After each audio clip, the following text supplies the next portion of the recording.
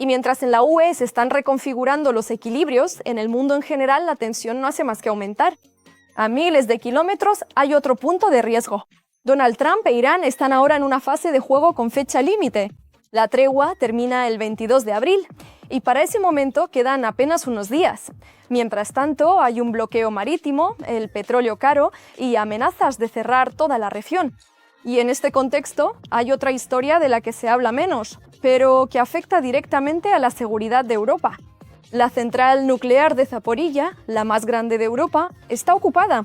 El 14 de abril sufrió ya su 13º apagón. ¿El 13º? No ha habido una catástrofe nuclear, pero la situación allí sigue siendo extremadamente tensa. Seguro que ya sabéis quién es Viktor Orbán, un político que durante más de 16 años ha gobernado de facto Hungría y se ha convertido en uno de los líderes más influyentes de Europa. Pero hoy vamos a hablar de otro nombre. En este episodio os contaré quién es Peter Magyar, el nuevo político que ha conseguido desafiar a Orbán y cambiar el panorama político del país. Ahora vamos a analizar qué significa realmente todo esto y por qué no es tan evidente como parece. 22 de abril. Recordad esta fecha. Precisamente entonces termina la tregua de 2 semanas entre Estados Unidos e Irán. Quedan apenas unos días para la fecha límite. Para quienes no estén al tanto, aquí va un resumen de lo que ocurrió. Estados Unidos e Irán mantuvieron negociaciones en Islamabad. 21 horas sentados a la mesa. ¿El resultado? Ninguno. Se marcharon con las manos vacías. Después de eso, Trump impuso un bloqueo naval a los puertos iraníes en el Golfo Pérsico. Estados Unidos ya ha interceptado 9 barcos que intentaban cruzar el estrecho de Hormuz. Entre ellos, el petrolero chino Rich Star, que ahora está bajo sanciones. Irán, en respuesta, a través del general Ali Abdollahi, advirtió: si no se levanta el bloqueo, Irán bloqueará todo el tráfico comercial en la región. El Golfo Pérsico, el Golfo de Omán, el Mar Rojo, todo.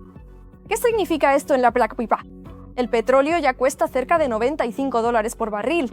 Y los operadores están nerviosos. Si se cierran los estrechos, el precio subirá aún más. Y todos lo notaremos en la gasolinera, en la tienda, en todas partes.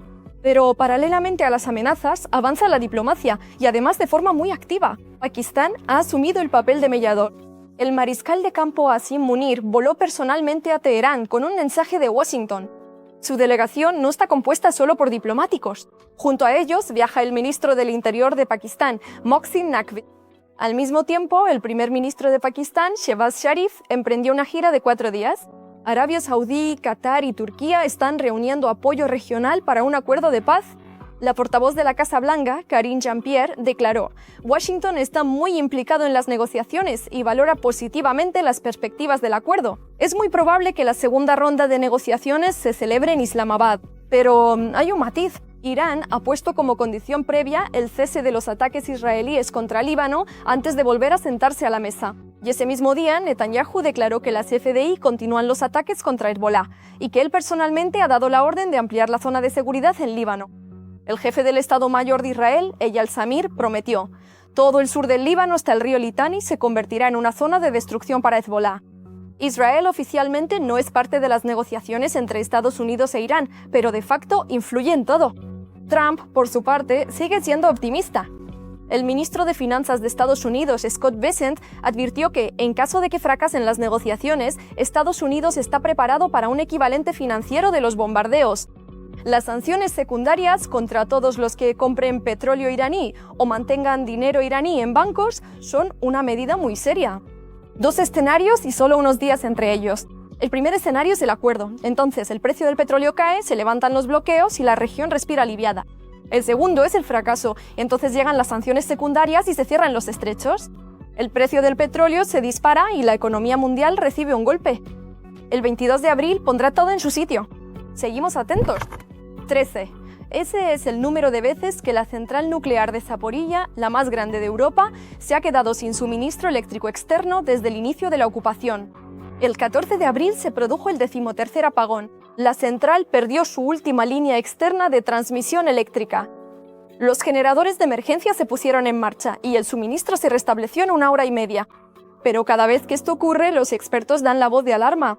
¿Y aquí por qué? Los 6 bloques energéticos de la central de Zaporilla están ahora en modo de parada en frío. Este es el estado más seguro para un reactor nuclear. La reacción en cadena está detenida, la temperatura es inferior a 70 grados y la presión es cercana a la atmosférica. Pero, y esto es clave, incluso un reactor parado sigue generando calor residual. El combustible sigue calentándose y hay que enfriarlo de forma continua. Para ello se necesitan bombas.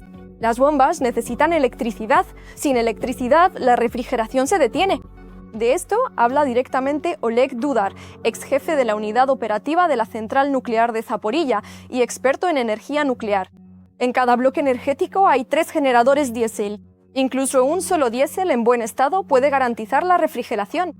Esto es una reserva de fiabilidad, pero es un modo de emergencia no estándar. Antes, la central nuclear de Zaporilla recibía alimentación desde territorio controlado por Ucrania, a través de 2 líneas, Dniprovskaya, de 750 kV, y Ferosplavna, de 330 kV. Esta era una configuración normal, 2 fuentes independientes. Ahora la línea de 750 kV no funciona desde finales de marzo. Solo queda la de 330 kV. Precisamente esa fue la que restableció el suministro tras el 13º apagón. Esto significa que la reserva ha desaparecido. Si se desconecta la última línea, la central pasa inmediatamente a funcionar con generadores diésel. Y cuantas menos líneas externas haya, más vulnerable es el sistema en su conjunto. La buena noticia, y sí la hay. Dudar no explica. Debido al prolongado paro de la central, el nivel de calor residual en los reactores es relativamente bajo. Incluso si se agotara el combustible de los generadores, habría aproximadamente 3 semanas para restablecer el suministro eléctrico sin alcanzar parámetros críticos. Es decir, no hay una catástrofe inmediata. Pero existe una amenaza de la que se habla menos. El verdadero peligro es estratégico. Dudar considera que Rusia está creando deliberadamente las condiciones para conectar la central nuclear de Zaporilla a su propio sistema energético. Cada apagón es una oportunidad para realizar manipulaciones técnicas y cambiar el esquema de alimentación de la central. Y aquí hay un punto muy importante que poca gente entiende. Ucrania sigue suministrando electricidad a la central ocupada. No es una tontería, es una estrategia. Mientras les proporcionemos electricidad, mantenemos al menos una mínima influencia sobre la instalación. Pero incluso si Rusia quisiera poner en marcha la central a plena capacidad, hay 3 problemas que lo hacen prácticamente imposible. La primera, el embalse de Kajovka. Tras la voladura de la presa en 2023, el nivel del agua en el estanque de refrigeración de la central nuclear de Zaporilla descendió de forma crítica. Sin un volumen suficiente de agua, no se pueden poner en marcha los potentes grupos de bombeo necesarios para enfriar los condensadores de las turbinas. La segunda, aunque se encontrara agua, las 2 líneas eléctricas que quedan no son suficientes para que la central funcione en modo de generación. La tercera, las personas. Según Dudari, el número de especialistas cualificados capaces de gestionar de forma segura una instalación nuclear es críticamente limitado entre los ocupantes, y durante los 4 años de ocupación no se han realizado reparaciones planificadas completas ni inspecciones técnicas en la central. No hay una catástrofe nuclear en este momento. Pero la central nuclear de Zaporilla no es simplemente un edificio ocupado. Es la mayor central nuclear de Europa en manos de un país que la utiliza como instrumento de presión. Cada nuevo apagón es un paso más para que Rusia obtenga el control total sobre la instalación y cierre incluso la mínima influencia de Ucrania sobre ella. Y esto ya no es un problema técnico, sino geopolítico. La era de Viktor Orbán ha terminado y en su lugar está Peter Mayer. ¿Quién es él y de dónde viene? Vamos a averiguarlo. Peter Mayer nació en 1981 en Budapest, en el seno de una familia que, sin exagerar, puede considerarse parte de la élite del país. Mi abuelo es juez del Tribunal Supremo y estrella de la televisión, y mi padrino es el futuro presidente de Hungría, Ferenc Madl. Se graduó en un colegio católico de élite en el centro de Budapest y fue allí donde conoció personalmente a Orbán por primera vez. Él vino a dar una charla ante los alóminos. El joven Mayer incluso le hizo una pregunta: ¿por qué usted, siendo liberal, se está volviendo tan de derechas tan rápido? Orbán respondió con una cita de Churchill, diciendo que en la juventud se tienen ideas de izquierdas y en la edad adulta, conservadurismo. La respuesta convenció al joven Bete. Ya siendo estudiante, Mayer se afilió al partido Fidesz después de que Orbán perdiera las elecciones de 2002, simplemente como muestra de solidaridad junto a su amigo Gergely Gulyás. Hoy en día, ese Gulyás es el jefe de la administración de Orbán, una de las personas más influyentes de Hungría. Mayer y él llevan ya 2 años sin amarse. Después vino Bruselas, el trabajo en la UE, cargos públicos, y su esposa Judith Varga hizo una carrera brillante. Primero fue secretaria de Estado, luego ministra de Justicia de Hungría. Magyar ocupó con acento agudo cargos importantes en el Banco Estatal y dirigió el Centro de Créditos Estudiantiles. Él formaba parte del sistema por completo, pero algo no salía bien. Intentó varias veces conseguir cargos más altos y cada vez le rechazaron. El politólogo de la Universidad de Copenhague, Miklos Sukost, que ha estudiado el fenómeno Magyar, lo explica así. Siempre le rechazaban porque era demasiado ambicioso e independiente. Sus ambiciones fueron reprimidas y ese desequilibrio generó frustración. En febrero de 2024 estalló un escándalo en Hungría. Se descubrió que la presidenta del país, Katalin Novák, ya en abril de 2023 había firmado un indulto para una persona que intentó encubrir delitos de pedofilia en un orfanato. Las autoridades intentaron inicialmente silenciar el asunto, pero tras la indignación pública, la presidenta anunció su dimisión en directo.